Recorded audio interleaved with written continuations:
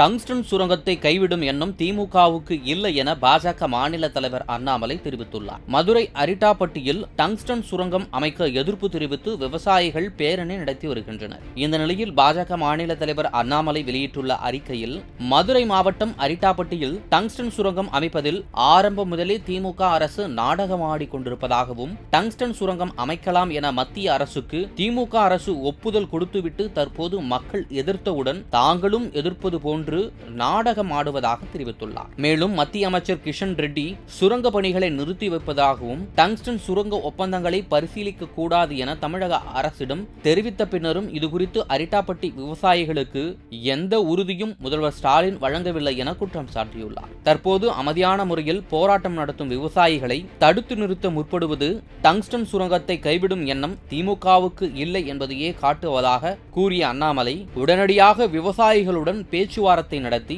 விவசாயிகள் பாதுகாப்பை உறுதி செய்ய வேண்டும் என வலியுறுத்தியுள்ளார்.